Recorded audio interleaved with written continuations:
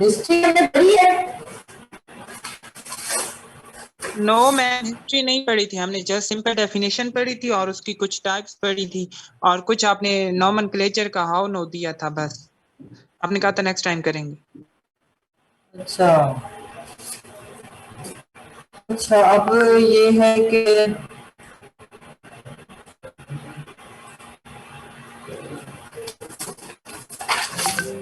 तो फिर मैं आपने मुझसे मेरे से ले लिए थे ना सारे। यस मैम, जितने आपने दिए थे वो तो मैंने ले लिए थे। हाँ, वही नोट्स आपके पास है अभी, वो खोले ना, ये पेज पेज नंबर है 5। ये थोड़ी सी हिस्ट्री है, पहले थोड़ी सी आप लोगों को बता दूं ना। ओके थोड़ा मैम। सा पढ़ा ले।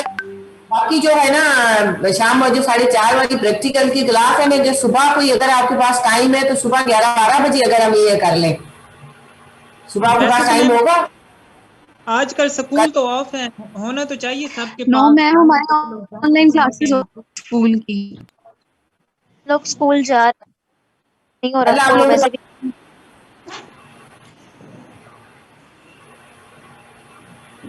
पास, आपकी समझ ही नहीं आ रही, क्या कह रहे हैं? कल आपके पास टाइम है? बहुत सारे लोग जॉब करते हैं तो वो कह रहे हैं हमारे पास टाइम नहीं होता सुबह 11 बजे। तो आप मतलब किसी थ्योरी के साथ ही एडजस्ट कर लें क्लास को। आज वाली?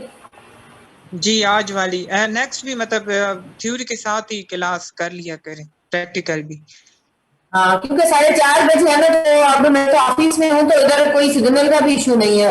अब घर में सुबह मैंने ये मानी वाली क्लास, तो उधर वॉल्यूम का इशू, सिग्नल नहीं आते इतने स्लो। तो अभी शाम को 4:30 बजे घर में मुझे लगता है कोई मैं कनेक्ट करने की कोशिश की, मुझे लगता है मसला बनेगा। तो अगर आपके पास कल टाइम है, परसों है, तो मुझे बता देना, उस टाइम पे फिर हम दोबारा ज्वाइन करके तो थ्योरी की थोड़ी सी और पाएंगे। थ्योरी थोड़ी ज्यादा है, पीछे रह गए हम। ये आपने मुझे मौसम चारों से ना कोऑर्डिनेट करके फिर मुझे बताना है मैम टाइम हम जो भी ऐसा, है। मैम हाँ हाँ, मंडे या संडे को हम एक मेकअप क्लास रख लें आपकी थ्योरी की, अगर आप फ्री हो तो। मंडे वाले दिन रख सकते हो, क्योंकि मंडे को मेरी क्लास है 2 बजे इवनिंग की, बस एक ही है। 2 बजे सैटरडे से संडे, पहले कर लें। Saturday Sunday. सैटरडे वाले? अच्छा, सैटरडे को फिर वही होता है ना घर में। घर में फिर नेट का जो है ना, वो मेरा जो है मेरा लैपटॉप, उसमें थोड़ा साउंड सिस्टम का मसला है। घर में लैपटॉप जो है ना वो सही नहीं काम करता। कनेक्ट तो हो जाता है, सिग्नल का भी इतना मसला नहीं है, ज्यादा वॉल्यूम का इशू है।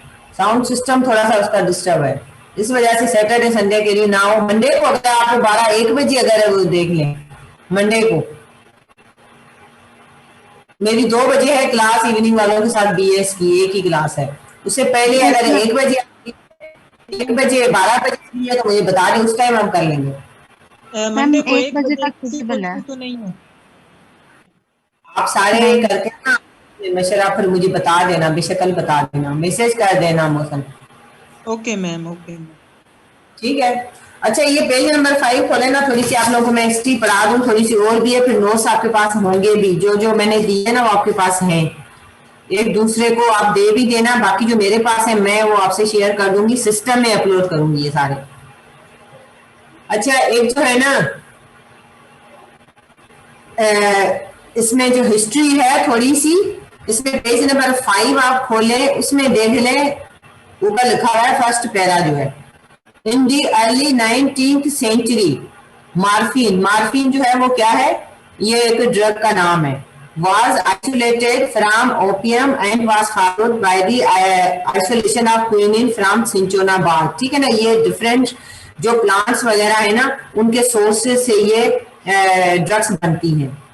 तो उसके बाद a new phase of modern pharmacology was started by Ostwald Steenberg। ये फार्मासिस्ट का नाम है। ठीक है, 1838 से लेकर 1921 तक इस फार्मासिस्ट ने काम किया है, जिसका नाम है ऑस्टवर्ल्ड सीनबर्ग। ठीक है ना। तो with the consideration of fate of drugs in the human body, हमारी बॉडी में जो ड्रग्स का इफेक्ट है उसके ऊपर इसने वर्क किया था। ठीक है ना, 1838 से लेकर 1921 तक। उसके बाद the consideration of professor AJ Clark, ये भी एक फार्मासिस्ट था। सो the mode of action of drugs on cells did much to place pharmacology in the realm of science. And now in 20th century, अब 20th century ये book है पुरानी 2009 की, अब आगे दुनिया चली गई है, ठीक है. So 20th century, the effect of drug on subcellular level and molecular level has put pharmacology amongst the advanced sciences. ठीक है, इस पेज में थोड़ी सी हिस्ट्री है, ये बात पढ़नी है. उसके बाद मोहसिन आप लोगों को मैंने दिए थे सारे बच्चों के पास हिस्ट्री जिसमें लिखा हुआ है, पेजेस हैं. Yes ma'am. ठीक है, वो उसमें देखें लिखा ब्रीफ हिस्ट्री ऑफ फार्माकोलॉजी, उसमें नेक्स्ट पेज पे आ जाए.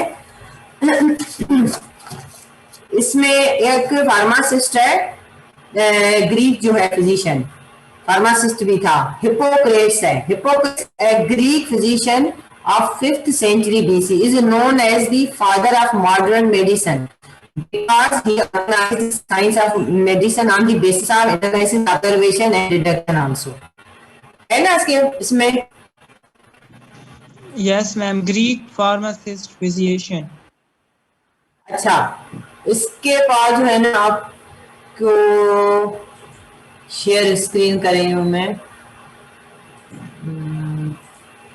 ये है, ये भी एक पेज है, ये मैं सिस्टम में अपलोड कर दूं, ये आपके पास नहीं होगा.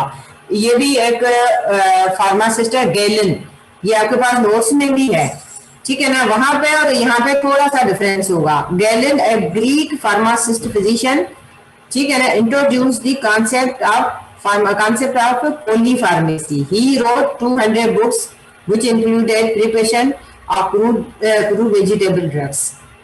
तो इसमें नीचे है थोड़ा सा, ठीक है, ये नहीं है इसमें. फिर जो मैंने आपको दिए हैं वो वाले नोट्स अभी बताया है, जो आपके सामने है ये पेज आपके पास नहीं है. ये गैलन का भी, इसमें ये प्रोफेसर विलियम प्रोक्टर इसका भी लिखा हुआ है. ये अमेरिकन जो है ना, जिस उन्होंने फार्मास्यूटिकल में किस तरह काम किया, कौन से ईयर में. तो हिप्पोक्रेट्स है. अच्छा, अब इसके सॉरी मैं पढ़ गया था. ओके मैम, इट्स अच्छा, अब इसके बाद फार्मासिस्ट. अच्छा, ये जो हिप्पोक्रेट्स है आपको मैं बता दिया, जो आपके सामने पेज है जो आपके पास, इसमें भी वही लिखी हुई है जो आपके नोट्स में है. और हिप्पोक्रेट्स ने चीजों का बताया है जो लिक्विड्स के बारे में, वो उस पेज में सारा मेंशन है, ठीक है. और आपके पास जो नोट, अब मेक श्योर कर लें कि पूरी क्लास के पास जो मैंने आपको नोट्स दिए थे ना मुझसे, वो पूरी क्लास के पास हो, क्योंकि मैंने जो नोट्स दिए हैं जो मैं अपलोड करूंगी आपका पेपर उसी में से ही आएगा, बजाय कि आप नेट से चीजें सर्च करें, कॉपी पेस्ट करें, तो वो चीजें जो आपके मार्क्स काफी इसमें नेगेटिव चले जाएंगे. तो आपके पास शॉप पे रखवा के शाहजी वाले और इन सब को बोला था कि निकलवा लें, और जीआर ने भी इन सब को बोला था कि मैम नोट से पढ़ाएंगे, आप ले लें. फिर अभी ये कह रहे हैं छुट्टियां हो गई. तो फिर अब जो मैं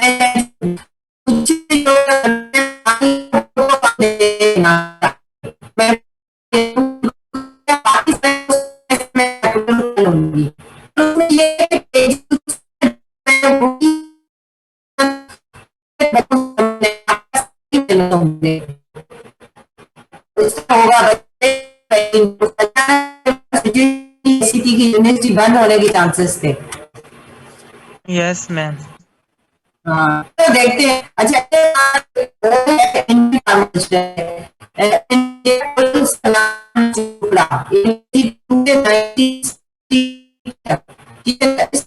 ग्रुप में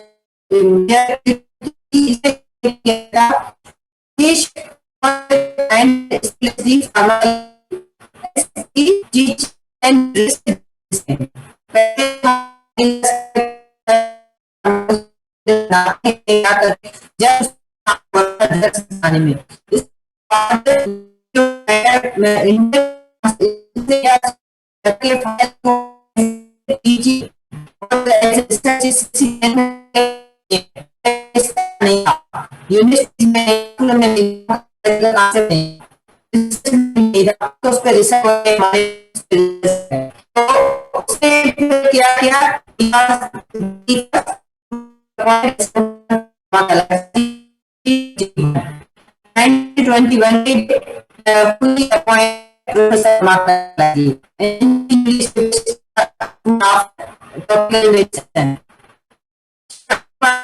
भी बन गया। अब इसको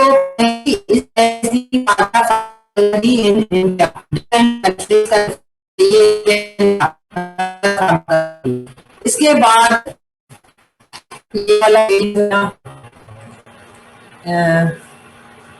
इसके बाद कुछ और पेजेस हैं जो मैं आपसे शेयर करूंगी, सोर्सेज वाले हैं। 1.5 साल हो गया।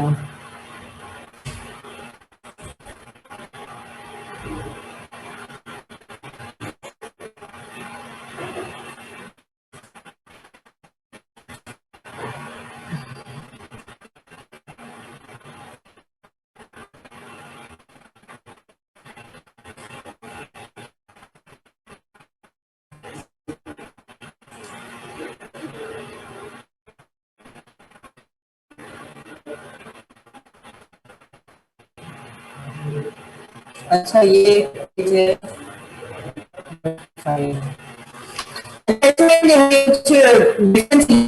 पेज भी आपके पास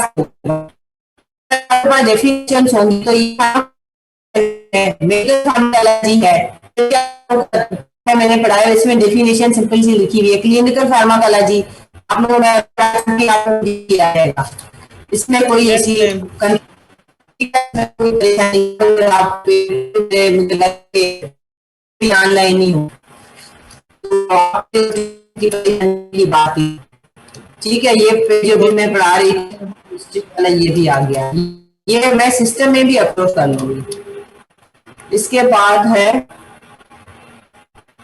थोड़ी सी इंफॉर्मेशन है इस वाली फाइल। नहीं आ रही, नहीं आ रही, आनी चाहिए। आ रही है मैम, शायद उन्हें नेट का इशू होगा। का ना उसका मसला होगा,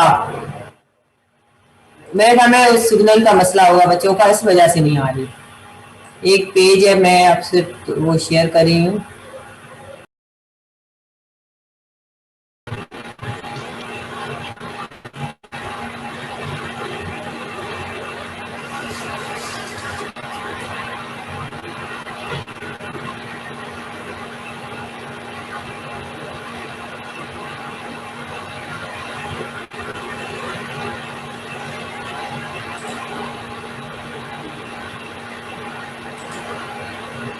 इसलिए मैं कहती हूँ फिजिकली पढ़ाने का अपना ही मजा है। मैम हमारे फाइनल भी ऑनलाइन ही होंगे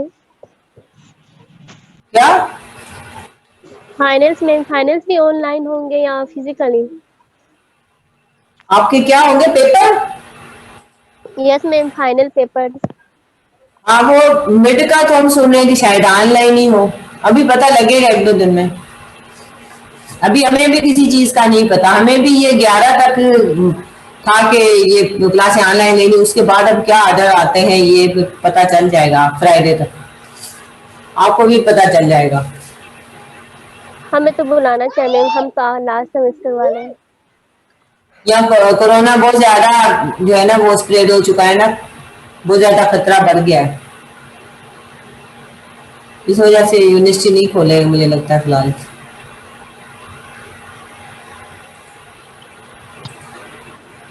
अच्छा ये आपको नजर आ रहे हैं ये छोटे छोटे जो ना क्वेश्चंस लिखे हुए,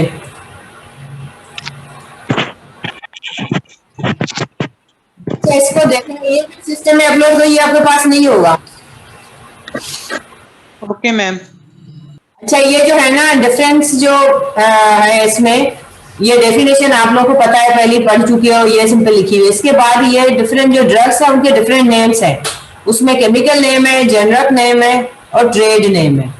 तो केमिकल नेम क्या होता है कि systematic name of the structure of the substance, जो ड्रग है उसका जो उसमें उसका जो केमिकल स्ट्रक्चर है, जो कंपाउंड है वो केमिकल नेम हो गया। जेनरिक नेम हो गया the name of drug itself, जो ड्रग है उसका अपना जो नाम है वो जेनरिक नेम होगा, ठीक है ना। उसके बाद ट्रेड नेम है जो कंपनी देती है, the name the name given by the company producing the drug, जो कंपनी वो ड्रग बना रही है, ठीक है, वो कंपनी जो नाम देगी उसको देंगे ट्रेड नेम। ये इस तरह इनके डिफरेंट नेम्स है। बाकी ये नीचे लिखा हुआ है इसका ड्रग्स के बारे में, और इसमें जो आपके समझने वाली है बाकी पढ़ लेना। बायो अवेलेबिलिटी, ये छोटी छोटी डेफिनेशंस है। बायो अवेलेबिलिटी है फार्माकोलॉजी में। बायो अवेलेबिलिटी क्या है? How much of a drug you would expect to make to the blood stream, ठीक है, ये है। इसकी अलग से भी टॉपिक है बायो अवेलेबिलिटी का, ये जस्ट डेफिनेशन है। थेरापेटिक इंडेक्स क्या है? A comparison of amount of drug that causes therapeutic effect versus toxicity are, ठीक है ना, या जो उसके पॉइजनस या टॉक्सिक इफेक्ट्स हैं। इसके बाद एडवर्स इफेक्ट क्या है? जो हार्मफुल इफेक्ट है, undesired harmful effect of medication, किसी भी ड्रग का हार्मफुल इफेक्ट है उसको कहते हैं एडवर्स इफेक्ट।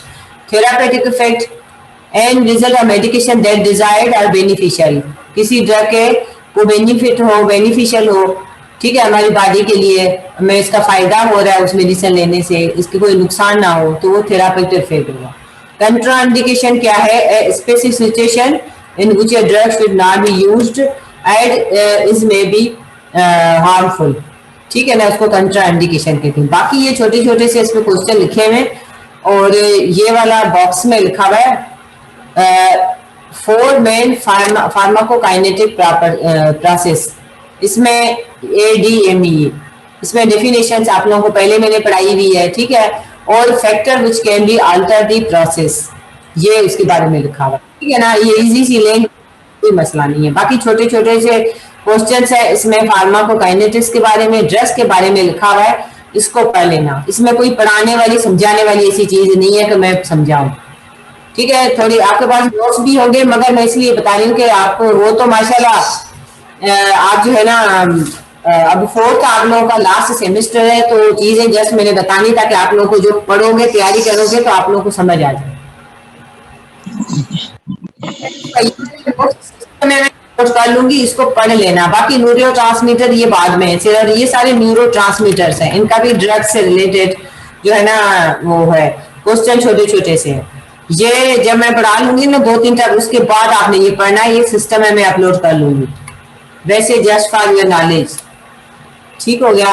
इसको एक दफा मैं बंद कर। Okay ma'am. इसके बाद जो है इंट्रोडक्शन पे जाएं। अच्छा, अब आपके जो मैंने नोट्स दी है, आप वो बुक वाले खोले, उसमें सारे बच्चों से कहे कि जो है ना सोर्सेज ऑफ ड्रग्स वाला आप खोले, ये उसको कंप्लीट करें। सोर्सेज तो आज कंप्लीट करें।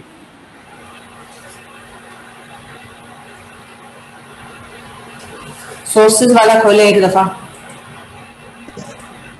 Ma'am sources and nature of sources वाला उसी के साथ है, sources and nature of drugs. मुझे किताब वाले नहीं दिए थे मौसम, ये पेज 5 से लेके आपने पेज कुछ करवाए थे, उसमें सोर्सेज भी आ जाते हैं, उसमें active principles of fruit drugs हैं। खोले, आपके पास ये नोट्स हैं, आप खोले, आपके पास होने ही चाहिए, क्योंकि इसमें सोर्सेज वाला मैंने इसी में से पढ़ाना है आपको। इसमें होगा। यस मैम, है इसमें बुक वाला है ना, मैं आपके सामने खोलती हूँ, उसमें ये वाला पेज होगा। तो yes ma'am, sources of page number 6 पे है, वेजिटेबल सोर्सेज, ये वाला ना? हाँ जी बिल्कुल, सोर्सेज वाला आपके पास है, उससे कंटिन्यू आपके पास है ना, पेज 6, 7, 8, 9 सारे हैं ना, 6, 7, 8, 9, 10 तक है। जी बिल्कुल। आप इसमें ये इजी लिखा हुआ है। अब जिन बच्चों के पास नहीं है तो मोहसन आपने ये वाले जो सोर्सेज वाले ने ये बच्चों को दे देने हैं। ओके मैम, मैं इसके पिक्चर्स बना के इनको भेज दूंगा। भेज देना, क्योंकि ये मैं सिस्टम में अपलोड करूंगी तो ये वाले पेजेस उसमें स्कैन करने पड़ेंगे। एक पेज है, अगले में 2-3 पेज आपने स्कैन, क्योंकि मेरे पास स्कैन किए हुए हो सकते क्लियर ना हो, आप उनको बच्चों को दे देना। ओके मैम, मैं दे दूंगा। ठीक है, तो अब सोर्सेज का जो है ना आप लिखें कि सोर्सेज जो ड्रग्स हम यूज करते हैं उनके सोर्सेज क्या है, वो बनती कैसे हैं। So since very old times vegetable drugs have been used by men for the relief of symptoms of a disease. ठीक है, so initially these were prepared by grinding and mixing dried plants or the parts of plants. शुरू में क्या किया जाता था, drugs जो है ना, ज्यादा इस तरह मेडिसिन नहीं होती थी, दवाइयां नहीं होती थी, तो प्लांट्स वगैरह जो है ना उनके सारे पार्ट्स हैं, उनको ग्राइंड करके, उनको मिक्स करके, उनको एज ए ड्रग के तौर पर यूज किया जाता था और उनको पता भी नहीं होता था कि ये क्या है, किस लिए। शुरू में ये होता था। उसके बाद drugs from such natural sources are still being used to some extent. तो ये वाले जो पुराने अभी जो उनके सोर्सेज चल रहे हैं, तो काफी हद तक ये अभी तक भी चीजें उसी तरह काफी सच साबित हो रही हैं। ठीक है। सो जैसे फॉर एग्जांपल अब बहुत ज्यादा मॉडर्न जो है वो भी वर्ल्ड भी तो एडवांस भी हो गई ये चीजें, तो काफी ज्यादा ड्रग्स वगैरह है, तो वो सिंथेटिकली लेबोरेटरी वगैरह में भी, डिफरेंट फार्मास्यूटिकल इंडस्ट्री कंपनी में भी बना रहे हैं। अब इनके डिफरेंट सोर्सेज की हम बात करते हैं कि जो ड्रग्स हैं वो वेजिटेबल सोर्सेज से जो है ना वो कैसे बनती हैं, वो कौन कौन से पार्ट्स उसमें यूज किए जाते हैं। वेजिटेबल सोर्सेज जैसे प्लांट सोर्सेज हैं। सो vegetable source is the oldest source of the drugs which have been used empirically. All parts of the plants are used such as leaves and seeds and flower, root and bark. जो plant है उसके सारे के सारे parts जो है ना वो ड्रग को जो तैयार करने में यूज किए जाते हैं अभी तक। ठीक है ना। So example of the belladonna leaves है, बेलाडोना रूट है, सिंचोना बार्क है, ये सारे डिफरेंट प्लांट्स हैं, तो उनमें से जो है ना डिफरेंट मेडिसिन से बनती थी और अभी बनती हैं। सो इसके बाद और भी लिखा हुआ है कि किस तरह बेलाडोना में क्या क्या एक्टिव चीजें हैं, तो किस वजह से, वो आगे आएगा। अब एनिमल सोर्सेज जैसे कुछ ऐसी ड्रग्स हैं जो जिनके सोर्सेज एनिमल भी हैं, तो various organs and tissue of animals were used in the past without understanding their mechanism of action. पुराने दौर में जो एनिमल सोर्सेज है वो भी एज ए ड्रग यूज किए जाते थे, पता भी नहीं होता था लोगों का ये क्या है। सो एक्टिव कॉन्स्टिट्यूएंट्स, प्रिंसिपल की जगह ना कॉन्स्टिट्यूएंट्स का वर्ड ज्यादा सही लगता है बुक में जो लिखा हुआ है। Active constituents of animal drugs are proteins हैं। ठीक है ना, प्रोटीन्स भी आ जाती जो एनिमल सोर्सेज की हम बात करें, उसमें प्रोटीन्स है, ऑयल्स हैं, फैट्स हैं, एंजाइम्स भी हैं, हार्मोन्स भी हैं। So at present insulin and sex hormones are obtained from animal sources. ये जो इंसुलिन वगैरह, सेक्स हार्मोन, ये जो बना रहे हैं, जो ड्रग्स इनको जो दे रहे हैं, जो इंसुलिन वगैरह, उनका सोर्स एनिमल ही है, एनिमल सोर्सेज से अभी तक ये बनती है। ठीक है ना। सो मिनरल सोर्सेज भी हैं, कुछ ड्रग्स हैं जो जिनका सोर्सेज मिनरल है। फॉर एग्जाम्पल मेटल्स हैं, metalloids, non metal substance, there compounds have been used as drugs. For example mercury was one of the earliest drug to be used for the treatment of syphilis। जो disease है उसकी treatment के लिए mercury use किया जाता था first time. At present iron is use for the treatment of anaemia. ये आप लोगों को पता होगा, जिसको भी आयरन की डिफिशियंसी है, हेमोग्लोबिन है, एनीमिया जो भी जिसको भी है, ठीक है, आयरन की कमी है, तो उनको सप्लीमेंट्स देते हैं आयरन की, तो उसमें जो है ना ये मिनरल सोर्सेज उसके होते हैं। एंड आयोडीन जो है वो भी ज्यादा मिनरल है, वो भी ये कौन से इसकी ट्रीटमेंट के लिए यूज करते हैं, थायराइड प्रॉब्लम्स है, and antiseptic also. So these are the mineral sources of drugs इनसे भी तैयार की जाती है। उसके बाद सिंथेटिक सोर्सेज हैं। These drugs are prepared in the pharmaceutical laboratory। Synthetic sources वो होते हैं जो ड्रग्स हैं डिफरेंट सोर्सेज से फार्मास्यूटिकल लेबोरेटरीज में बनाई जाती हैं। They may be organic or inorganic or the combination of both। ठीक है ना, ऑर्गेनिक इनऑर्गेनिक होना, जैसे क्लोरोफॉर्म, ईथर है, नाइट्रस ऑक्साइड है, and chloral hydrate were the earliest synthetic sources। Later on, derivatives of active constituents of crude drugs were prepared, along with advancement in knowledge of chemistry। So at present, more than 90% of drugs, ठीक है ना, used for the treatment of patient are prepared synthetically। अब ये सारी की सारी mostly 90% से भी ज्यादा जो ड्रग्स हैं वो लेबोरेटरीज में तैयार की जाती हैं। ठीक है ना, एंटीपायरेट्स है, सल्फोनामाइड्स है, एंटीहिस्टामिन है, और डिफरेंट जो एंटी एंजाइटी एजेंट्स हैं। So are the examples of such drugs. उसके बाद माइक्रोबायोलॉजिकल सोर्सेज भी हैं। फॉर एग्जांपल एंटीबायोटिक आप लोगों को पता है एंटीबायोटिक ड्रग्स कौन सी होती हैं और हम क्यों लेते हैं, पता है आप लोगों को? Yes ma'am. क्यों लेते हैं, कि क्यों जरूरत पड़ती है? बैक्टीरिया के खिलाफ मैम। हाँ जी बिल्कुल। Antibiotic drugs which are very useful for the treatment of infection, ठीक है ना। तो ये कैसे बनाई जाती है? Have been prepared from bacteria and moulds.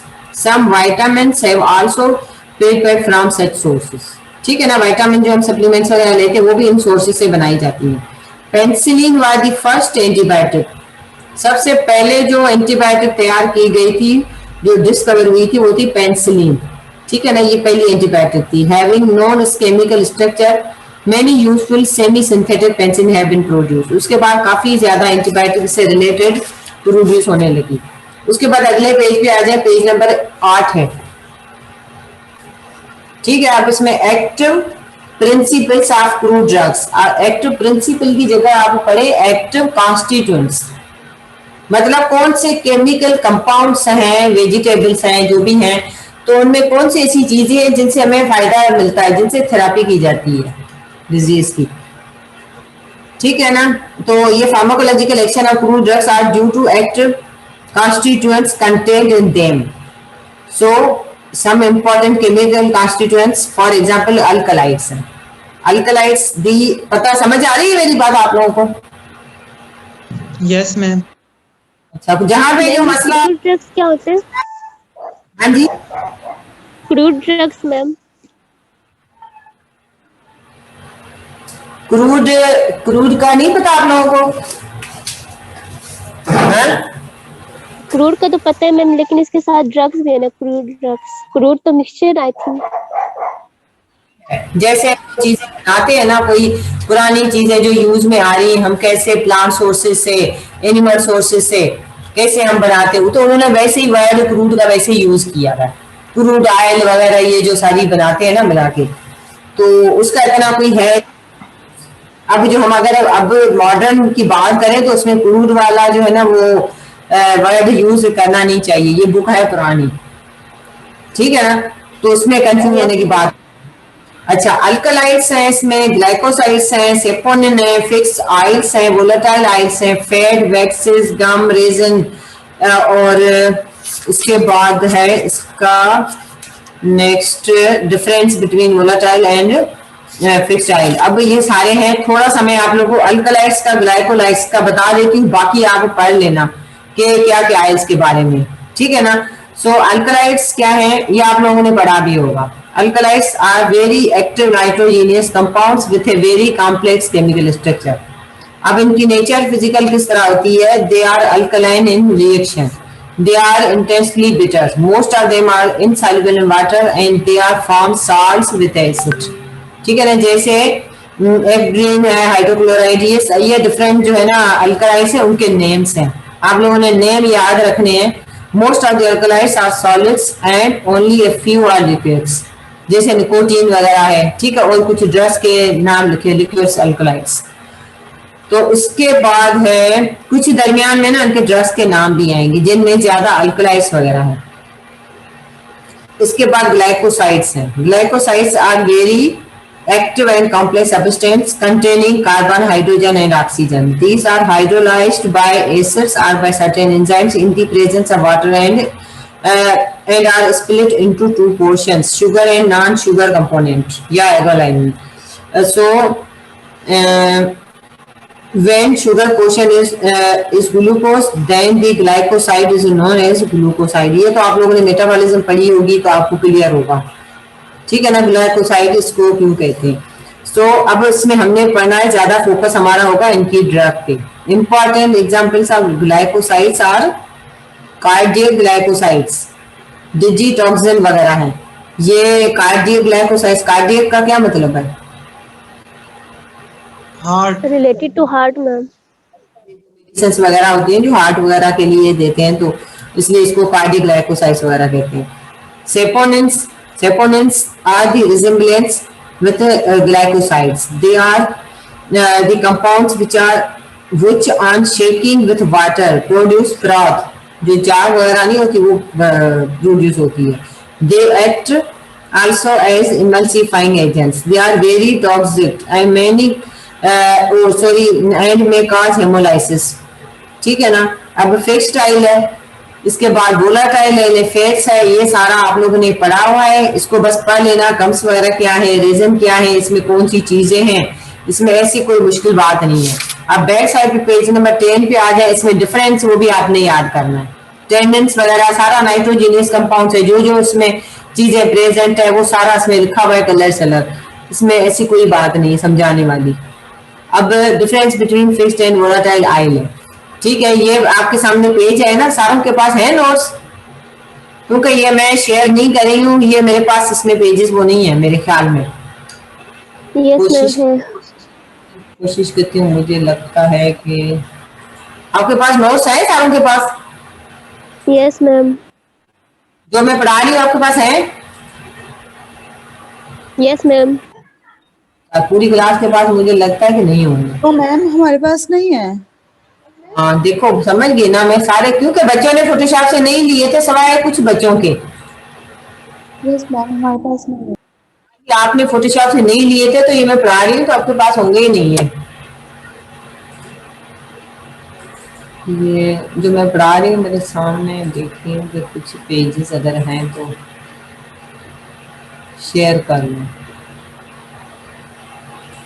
Drug वाला तो मुझे मुश्किल ही लग रहा है। मैम मुझे स्क्रीन शेयर का ऑप्शन दें, मैं शेयर कर दूं। आपके पास कैसे है? नहीं, आपके पास तो वो हार्ड कॉपी हाथ में होगी ना? यस मैम, हार्ड कॉपी में है और वो पेजेस में है ना, बुक वाले पेजेस हैं वही। तो वो आप शेयर कैसे करेंगे? वो तो हार्ड कॉपी है तो आप स्क्रीन शेयर कैसे, वो पहले स्कैन वगैरह करके जब सिस्टम में रखेंगे फिर करेंगे ना, उस तरह होगा ना, एवं कैसे करेंगे? मैम वो कैमरा ऑन करके ना नीचे से।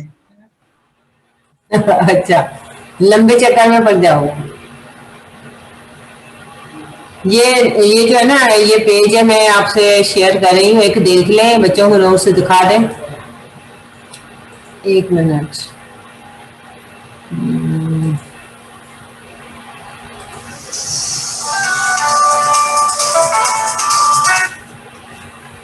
अब नजर आ रहे हैं? पूरी क्लास को नजर आ रही है? बेटा बोले। यस मैम, मुझे तो नजर आ रहा है सोर्सेस ऑफ ड्रग। ये वाला फर्स्ट पेज था, ये बच्चों को देना है तो ये इसमें बड़ा, ये तो मैं ये वाला पेज दे दूंगी, बाकी पेजेस ना इतने क्लियर नहीं है मेरे ख्याल में। मैम बाकी पेजेस मेरे पास हैं सारे।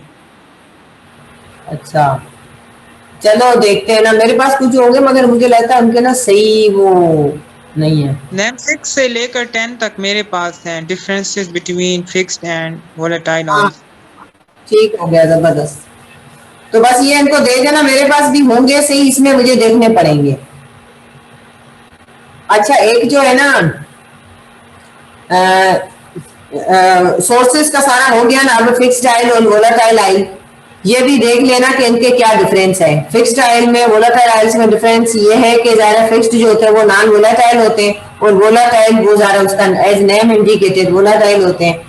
फिक्स्ड आयल जो होता है वो इनसॉल्युबल इन वाटर और volatile slightly soluble in water, ठीक है। Fixed oil greasy mark, they give greasy mark on the paper, और वोलाटाइल जो है ना वो ग्रीसी मार्क पेपर पे नहीं देते। ये डिफरेंस बाकी 4-5 है वो आप देख लेना, किसी कोई इसमें मुश्किल बात नहीं है जो मैं बैठ के आपको पढ़ाऊं। इसके बाद एक और जो है ना आपको मैं दिखा दूं पेज पे, ये है, ये आपको नजर आ रहा है ना, ये वाला आपके पास नहीं है, इसमें जस्ट ये जो मैंने पढ़ाई है ना चीजें वो लिखी हुई है ये वाली, जैसे दिखाने के लिए बस। ये आपके पास नोट्स है इस तरह के सारे। और आगे क्या है? अच्छा अब थोड़ा सा हमने ये वाला सोर्सेस का बस इतना ही है जितना मैंने आपको दिया, 10वें पेज तक है। अब अगला जो हमारा टॉपिक है वो है ड्रग एडमिनिस्ट्रेशन। वो मोशन आपके पास है? यस मैम है। ड्रग एडमिनिस्ट्रेशन, यस ठीक है। मैम नोट्स में है। नोट्स में जिन बच्चों के पास नोट्स है ना उनके पास तो ये होंगे, अदरवाइज मैं ये शेयर कर रही हूँ, मेरे पास अगर सामने दिखाती हूँ ना बच्चे उनसे ले लेंगे।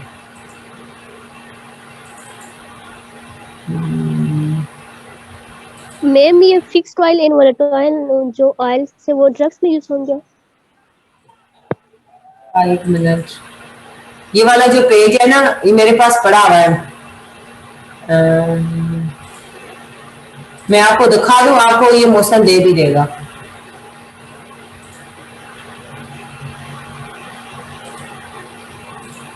ये वाला है ना, ये वाला लास्ट पेज है, पेज नंबर 10 है। ये भी मेरे पास है। जो चीज रह जाएगा ना मटेरियल, मुझे बताना, मैं आपसे शेयर कर लूंगी, सिस्टम में ये अपलोड कर दूंगी मैं। ये आखिरी पेज ये था, सोर्सेज ड्रग्स वाला, difference between fixed and volatile oils, ये है आखिरी पेज, ये है जो मैं आप लोगों को पिक्चर्स बनाकर आप कोई व्हाट्सएप कर दूं पिक्चर्स बनाकर।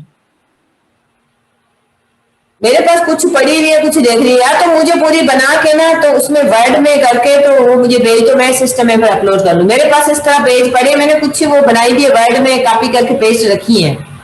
तो कुछ मैं आपको ना मतलब पीडीएफ बनाकर सारे पेजेस का पिक्चर लेकर आपको सेंड कर दूंगा, फिर आप अपलोड कर दीजिएगा।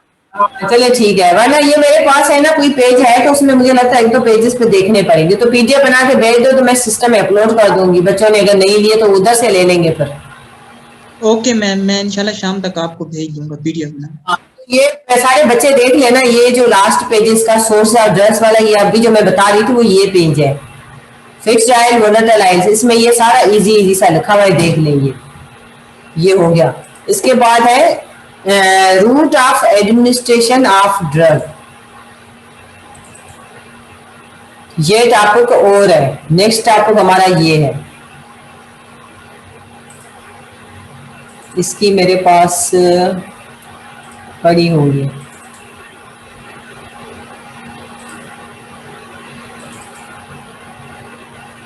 पड़ी है कुछ, इसकी पिक्चर्स पड़ी हुई हैं। पेरेंटल, ये पेज 2 है।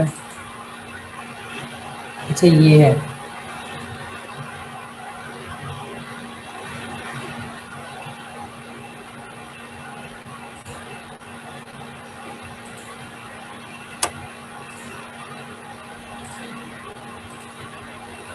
अच्छा ये वाला है, ये सारे देख लें आप। ये भी स्कैन करके हमने रखा था, मगर ये भी मुझे लगता है इतना क्लियर नहीं है। जो फोटो कॉपी कराए ना मोशन ने, वो सबसे ज्यादा बेस्ट है। ये हमने स्कैन करके रखी है, मगर चीजें नहीं सही। ड्रग एडमिनिस्ट्रेशन, इसका क्या मतलब है? हाँ जी बताएं।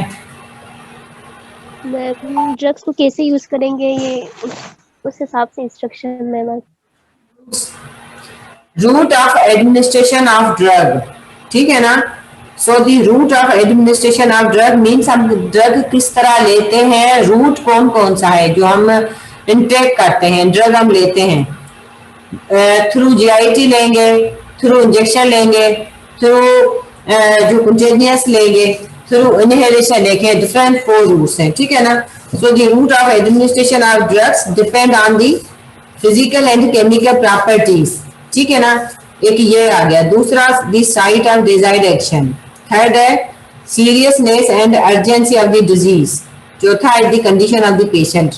जब कोई किसी पेशेंट की इमरजेंसी वगैरह है, ज्यादा सीरियस है, तो उसमें भी हमें रूट को देखना चाहिए कि अभी इतनी अर्जेंसी में कौन सा रूट जो है ना ड्रग देने के लिए यूज किया जाए। So the route of administration of drug influences the onset of action, duration of action, and also the intensity of action of the drugs. So whatever may be the route of administration of drug, so drugs may produce their pharmacological effects. तो इसमें different 4 roots of administration है। इसमें पहला enteral है, ये pharmacology की language में। दूसरा पेरेंट्रल है, तीसरा है इनहेलेशन, चौथा है टॉपिकल। एंट्रल रूट जो है ना वो क्या है, ये सब आपको जो नजर आ रहा है, ये through alimentary tract, through GIT, through mouth. जो माउथ के थ्रू हम लेते हैं तो वो उसको कहते हैं एंट्रल रूट ऑफ एडमिनिस्ट्रेशन, ठीक है। पूरी क्लास में समझ आ रही है? छोटा किया है तो चीजें थोड़ी क्लियर हो गई हैं। अच्छा, so enteral route of administration means through GIT. So drugs are usually given by mouth but may be placed under the tongue or may be given rectally. जो ड्रग्स है वो मोस्टली दी जाती हैं थ्रू जीआईटी, माउथ के through, मगर कुछ ऐसी भी मेडिसिन होती है जो जुबान के नीचे भी रखी जाती है, रेक्टली भी दी जाती है। जुबान के नीचे उस टाइम रखी जाती है जब कोई पेशेंट अनकॉन्शियस होता है, ज्यादा सीरियस कंडीशन में, जैसे किसी का ब्लड प्रेशर हाई हो गया, कोई हार्ट अटैक हो गया एकदम से, तो उनकी जुबान के नीचे टेबलेट रख लेते हैं। आपको पता भी होगा, पता है? Yes ma'am. मैम जिसका ब्लड प्रेशर हाई हो या हार्ट अटैक हो उनकी टंग के नीचे रखते हैं। हाँ, तो उसके टंग के नीचे जरा पेशेंट अनकॉन्शियस होता है तो हम उसको थ्रू जीआईटी नहीं दे सकते, इसलिए रेक्टल भी दे सकते हैं उसको, जो है ना वो टंग के जबान के नीचे भी रख देते हैं, फिर उसे फर्क पड़ जाता है। अब मैम आगे कैल्शियम के भी देते हैं ना टंग से? कैसे? कैल्शियम के मैम वो जो टेबलेट्स होते हैं, कौन सा? कैल्शियम के मैम। नहीं, कैल्शियम का तो नहीं, मोस्टली जो है ना वो जो हार्ट पेशेंट है जिनको एकदम से हार्ट अटैक वगैरह हो गया, पेशेंट अनकॉन्शियस हो गया, अब उनको हम कैसे दें? एकदम से रिकवरी के लिए उसके जबान के नीचे टेबलेट रख लेते हैं तो वो जल्दी से उसकी एब्जॉर्प्शन हो जाती है, जल्दी से वो चली जाती है बॉडी में, तो उससे फिर उसकी थेरापी हो जाती है। और जिसका हार्ट अटैक होगा, पेशेंट अनकॉन्शियस है, ब्लड प्रेशर बहुत ज्यादा शूट कर गया, बहुत ज्यादा हाई हो गया है, तो उन कंडीशन में पेशेंट भी अनकॉन्शियस होता है, तो उसमें फिर टेबलेट्स होती है वो जुबान के नीचे रखी जाती हैं। ठीक है ना, वो डिपेंड करता है condition and seriousness of the patient, तो उसके अकॉर्डिंग फिर रूट भी उसी वक्त एडजस्ट किया जाता है। ठीक है, सो अब ओरल रूट के बारे में हम पढ़ेंगे, जो एंट्रल रूट है। ठीक है, ओरल रूट, इसमें this is the natural route of administration of drug. It is the most convenient, cheapest and most commonly used route. ठीक है ना, it has the advantage to ease and safety. So majority of the drugs given orally are absorbed from small intestine and few are absorbed from stomach and colon also as compared to injection. So अब जो oral route है उनके कुछ disadvantages हैं। For example drugs may be destroyed by GIT enzymes. ज़ाहिर हम mouth के through अगर हम टेबलेट लेंगे, ड्रग्स लेंगे, तो ज़रा माउथ के थ्रू तो हमारी जीआईटी में ज़रा डिफरेंट एंजाइम्स हैं, उनके थ्रू तो मे भी कुछ ड्रग्स जो है ना वो डिस्ट्रॉय भी हो जाए। एक ये है, फॉर एग्जाम्पल एड्रेनलिन है, इंसुलिन है, ऑक्सीटोसिन है, बेंजाइलपेनिसिलिन, ये सारी जो भी ड्रग्स अगर हम ये देंगे जीआईटी के थ्रू तो ये उस तरह बॉडी में इफेक्टिव नहीं होगी। दूसरा ये है कि some drugs may not be absorbed at all, streptomycin वगैरह नियोमाइसिन है। तो उसके बाद drugs may be irritant to gastric mucosa to cause nausea and vomiting. कुछ ड्रग जो है ना वो गैस्ट्रिक म्यूकोसा जो हमारा है, ठीक है, जीआईटी के थ्रू रख देंगे तो वो फिर उसमें वोमिटिंग वगैरह भी हो सकती है, नोजिया वगैरह जो है ना, दिल खराब भी होने लगता है, एक ये भी है इसका नुकसान। और उसके बाद है सम ड्रग्स में भी ऑब्जेक्शनेबल टेस्ट और ऑर्डर, जैसे क्विनिन, जो एंटी मलेरियल ड्रग्स है ना, क्विनिन वगैरह, रेसोचिन है, तो उनका जो जायका होता है बहुत कड़वा होता है, उनका टेस्ट गंदा होता है, तो इस वजह से भी ड्रग्स नहीं ली जा सकती।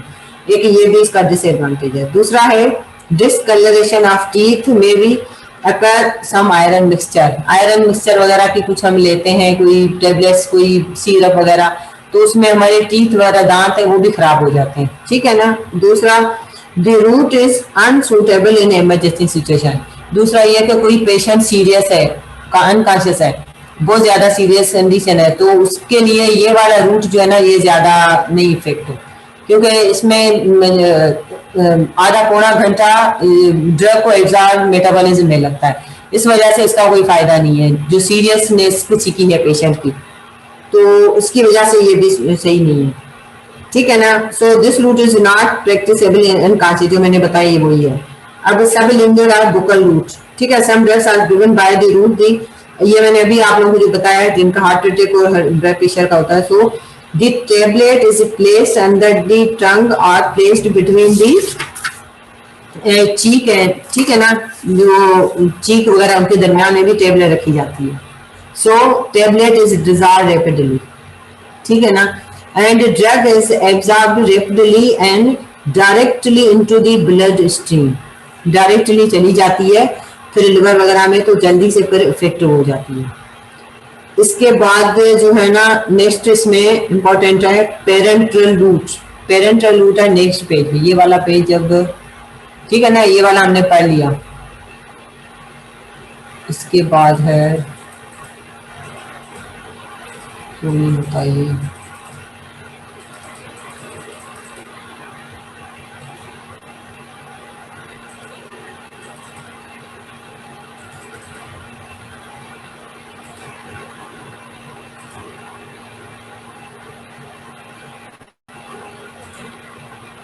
इसके बाद नेक्स्ट है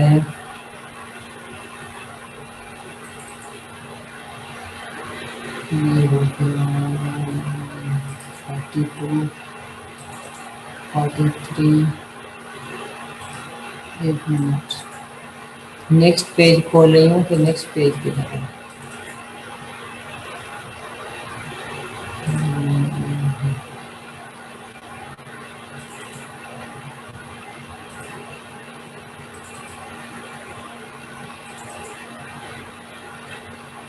थक तो नहीं गए हो?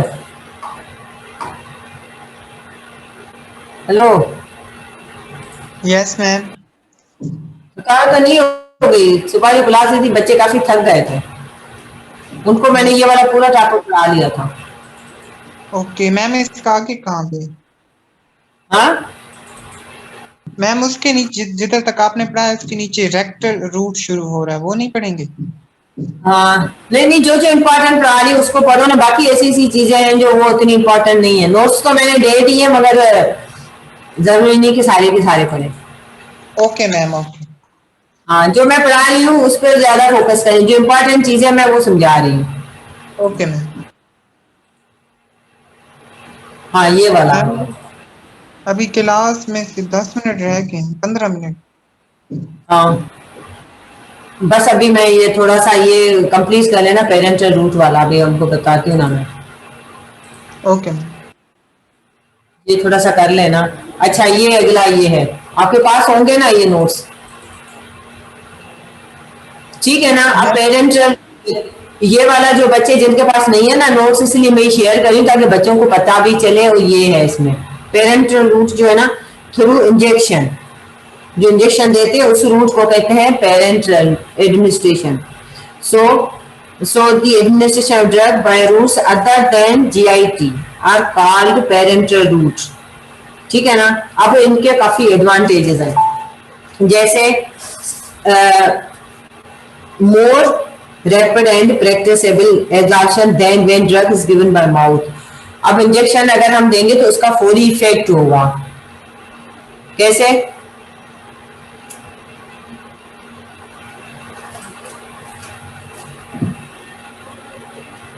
डायरेक्ट इंजेक्शन ब्लड स्ट्रीम में चले जाएंगे जैसे मैम इंसुलिन देते हैं तो वो डायरेक्ट जो है ब्लड स्ट्रीम में चला जाता है, तो फ्लो करके रैपिडली अपने टारगेट तक पहुंच जाता हाँ जी, ये हम देते हैं इंजेक्शन, जब देते हैं तो वो डायरेक्टली हमारे जो है ना वो ब्लड में चली जाती है विदाउट एक्टिंग एनी एंजाइम। कहीं किसी भी डिस्टरबेंस के, ना कोई डिस्टरबेंस होती है, ना कोई इसमें कोई मेडिसिन डिस्ट्रॉय होती है, कोई भी किसी का कोई भी नहीं है। तो इसमें जो है ना डिस्टरबेंस कोई भी नहीं होती, डायरेक्ट ये ब्लड स्ट्रीम में चली जाती है। और एक और इसका, बल्कि दो तीन और इसके एडवांटेजेस हैं। So the parenteral therapy is used for the patient is unconscious and uncooperative or unable to retain anything given by mouth। ठीक है ना? ये सारी कंडीशन है, पेशेंट कोई अनकॉन्शियस है, नहीं ले सकता, ज्यादा सीरियस है, तो उसमें ये इंजेक्शन के थ्रू देते हैं। और दूसरा जो भी मैंने बताया, ड्रग इज नॉट इनएक्टिव और डिस्ट्रॉयड, जिस तरह जीआईटी में उस तरह ये डिस्ट्रॉय भी नहीं होती। और इसमें लिखा usually small doses are required, इसमें मोस्टली थोड़ा सा डोज दिया जाता है as compare to GIT. GIT में ज्यादा डोज दिया जाता है, इसमें थोड़ा कम दिया जाता है, मगर जरूरी नहीं कि कम दिया जाए, हर जगह पे इस तरह नहीं है। ठीक है ना? इसके बाद इंजेक्शंस की जैसे नेक्स्ट पेज है आपके पास, है पेज नंबर 13 है मोशन के पास। ठीक है ना? उसमें इंजेक्शन जैसे है हाइपोडर्मिक है, सबकुटेनियस है। इसमें जैसे हम इंसुलिन देते हैं और एड्रेनलिन देते हैं, ये इस रूट से देते हैं, जिसमें ये इंट्रामस्कुलर भी इसको कहते हैं, सबकुटेनियस भी है। ये मैं आपसे शेयर कर रही हूँ, इसको मैं बंद कर दूँ, ये वाला। ठहरे मैं सारों को दिखा दूँ जब तक मोशन नहीं देता। ये वाला ये वाला देखें, ये सबकुटेनियस है, हाइपोडर्मिक इंजेक्शन, ये वाली जो है ना इंसुलिन एड्रेनल है। ये स्किन में, ये कैसे देखें, ये स्किन है, ये आपके पास नोट्स है ना मोशन के पास, जिसके पास में नोट्स है तो आप देख लेंगे। ये इंसुलिन जो देते हैं ना, ये इस तरह देते हैं स्किन में डायरेक्ट, समझ आ रही है। और वो कहाँ तक हम देते हैं ये भी हर कोई नहीं दे सकता, ये जिनको पता होगा वही कर सकते हैं। अदरवाइज भी जो घर में दे रहे हैं अपने पेरेंट्स वगैरह को, तो वो कोई नुकसान ही ना पहुंचाए। ये सबकुटेनियस है, ये आपको पता होना चाहिए। उसके बाद जो है ना आखिरी इसमें जो रूट है वो है इनहेलेशन। कुछ जो ड्रग्स है वो इनहेल की जाती हैं। फॉर एग्जांपल वो जो एस्थेमा में जो पेशेंट्स लेते हैं, हाँ